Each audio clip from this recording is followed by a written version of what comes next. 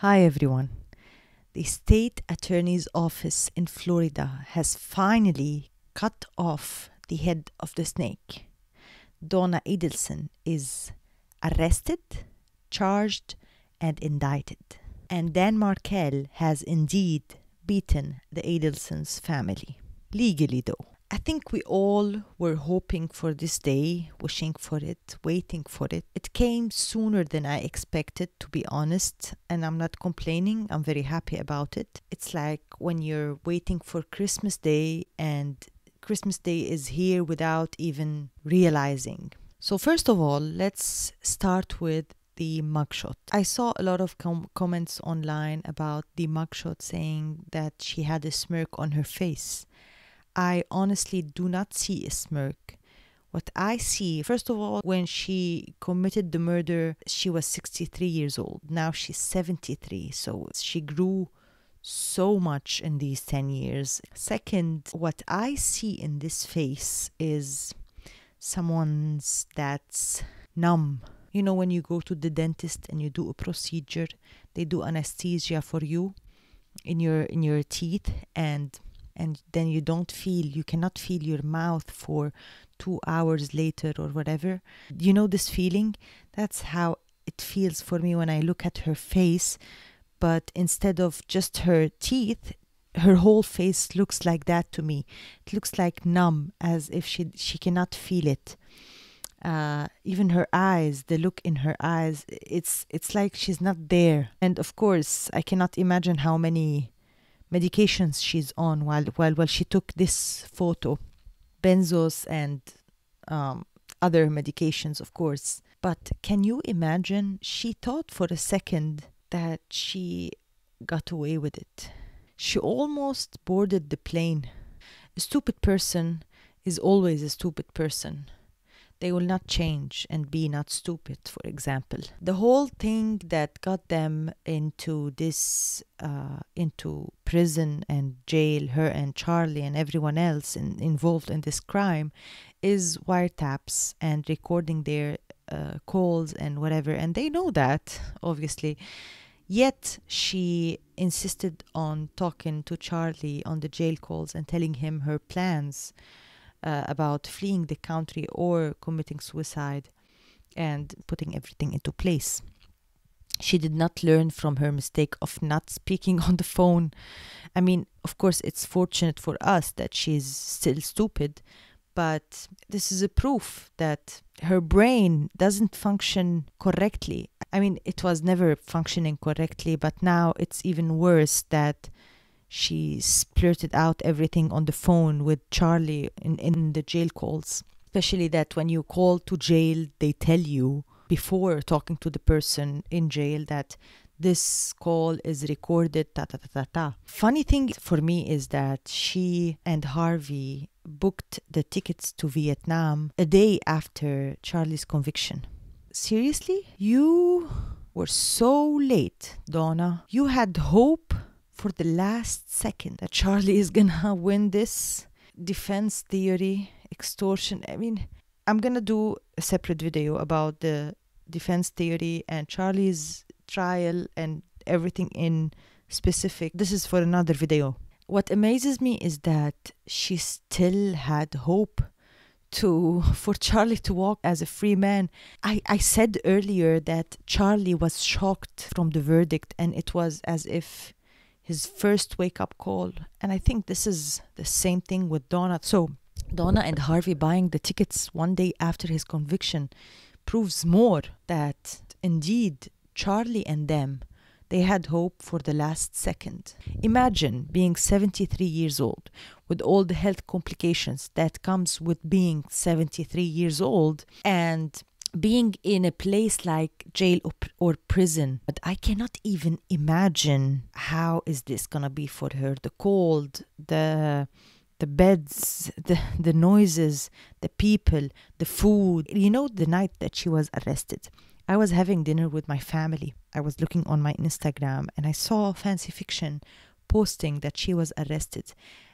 I thought for a second that maybe this is one of the, because Fancy Fiction always makes these creative graphics. So I thought maybe it's just a design. And then I looked more into it. Oh, it's for real. She is arrested. I mean, I've always thought about this, but maybe I never thought that this is gonna be real. Like, and this soon, after a week from Charlie's conviction. I almost couldn't sleep that night, honestly, thinking about the little details that go into her arrest. Just imagine that until the last second, she thought she got away with it, that she will go to Vietnam and her and Harvey and just have a life over there, maybe retire over there or whatever they want to do over there. But they thought they got away with it for the last second. And then they got her. Wow, wow, wow, wow. What speed of action. And I couldn't sleep because I was thinking how jail would affect a 73 years old woman, especially someone like Donna that takes that much medication, heavy medications. The one we know about is benzos. Maybe there's more. I'm sure there's more. So imagine now she's going to have her withdrawal in jail. Probably, as her mugshot tells me, she's not really feeling anything in the moment because of the medications. So when these medications start to wear off, she starts having these withdrawals. It's going to be horrific. She's going to start feeling the reality of what's happening. Let's read together the indictment just because we can and just because it's fun to do it. So, in the name of and by the authority of the state of Florida, the grand jurors of the state of Florida, impaneled and sworn to inquire and true presentment make in and for the county of Leon upon their oath do present that Donna Sue Adelson, count 1, on or about July 18, 2014, Donna Sue Adelson in the county Leon and state of Florida did unlawfully kill a human being, Daniel Markel, by shooting with a firearm, and the killing was perpetrated from or with a premeditated design or intent to effect the death of Daniel Markel, contrary to Section 78204 Florida statutes. I want to stop on this sentence, count 1, just because this should be read specifically for Charlie, because as you know, Charlie taught and mentored Catherine McBanoa in the Dolce Vita recording that, you know, if you want to indict someone or charge someone with a crime, you have to put the person physically in the crime scene. How stupid of him. The genius Charlie Adelson and his genius legal theories. This count 1 comes to tell him, no, Charlie, by law, you don't have to be there. You don't have to physically do the shooting to make you a killer. Donna Adelson did unlawfully kill a human being, Daniel Markel, without being physically there, by perpetrating it with a premeditated design or intent, or by her intent. And this is considered killing a human being. So unfortunately to Charlie, the legal genius, this was not a correct legal advice given to Catherine McBanoa. Count 2, beginning in 2013 until October 1st, 2016, Donna Sue Adelson in the county of Leon and state of Florida did agree, conspire, combine, or confederate with Charlie Adelson and or Catherine McBanoa and or other persons to commit first-degree murder, contrary to Section 777.04 and 782.04 Florida statute. Count 3, beginning in 2013 until October 1st, 2016, Donna Sue Adelson in the county of Leon and state Florida did solicit another to commit first-degree murder, and in the course of such solicitation commanded, encouraged, hired, or requested the person Charles Adelson and or Catherine McBanoa and or other persons to engage in specific conduct which would constitute first-degree murder, which resulted in the death of Daniel Markel. contrary to Section 777.04, 782.04 Florida statutes. So the indictments are murder first degree, conspiracy to commit first degree murder, and solicitation to commit first degree murder, just like Charlie Adelson. It's beautiful to see how, again, I'm going to say it again, the prosecution is working methodically. I expected this from the beginning because that's how, I mean, I can see how they're doing it. They started with Luis Rivera, then Sigfredo Garcia, then Catherine McBanua. While preparing for the trial in Catherine McBanua, they arrested Charlie, indicted him, charged him, convicted him, and then now Donna. And now let's watch her first court appearance. I thought this was interesting. I want to mention some points in here. Also, I want to give a shout out to the YouTube channel La Belle Vie. She was the first channel that recorded this first court appearance, and she had to sit for 45 minutes through the Zoom calls to attend all the appearances until Donna arrived and she could record it for us. So thank you for her efforts in general and specifically for this video. So let's watch this together. Good morning, ma'am. Ma'am, you were arrested on a warrant from Leon County, Florida. The charges are public order crimes.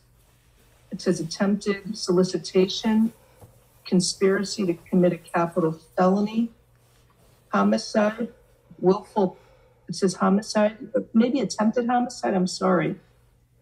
Attempted solicitation or conspiracy to commit homicide. And it looks like 2 counts of that. So your attorney is here. Ms. Del Caso, anything you want to say? Good morning, Your Honor. Marisol Descalzo on behalf of Donna Adelson. We are going to waive extradition to Leon County. It's an in-state warrant, which means, so basically you have a warrant from Leon County. It sounds like really serious charges. They have up to 15 days to come and pick you up. The reset date here is November 29th to make sure you get picked up. So, Ms. Del Caso, what you can do is reach out to Leon County, the prosecutor's office there, and see if they'll agree to a bond. If they do agree to a bond, you're welcome to contact Ms. F. She can send you a sample order we use. And with that order, we can sign. Judge, I think it's unlikely there's going to be an agreement on this. What's the solicitation case? Anyway. Okay, so you want to hear something funny though? She looks like a lady that was on my airplane yesterday. Mm-hmm. Did you come in from Paris? I did not. I wish. She looks like a lady who was on the airplane with me, for real. Yeah. And I'm sorry you're going through all this. They have 15 days to pick you up. The reset date's November 29th, okay? Thank you, Your Honor. Good luck to you. That's it for that. Okay.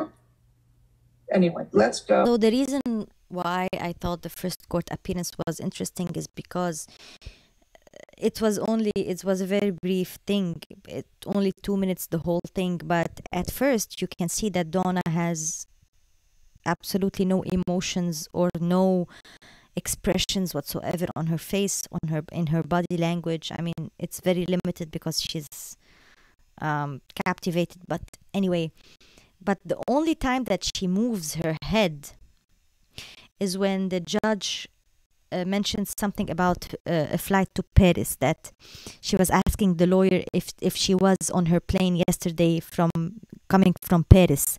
So Donna shakes her head in a way that, like, what is she talking about? As if she's saying, what is the judge talking about?